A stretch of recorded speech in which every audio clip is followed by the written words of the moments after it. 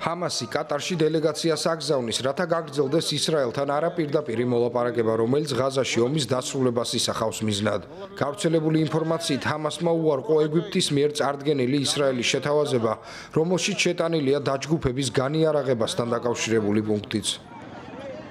ისრაელის შეთავაზება ცეცხლის 45 დღიანი შეწყვეტისა და ღაზის სექტორში საკვებისა და დახმარების შეტანის სანაცვლოდ 10 მძევლის გათავისუფლებას ითვალისწინებს.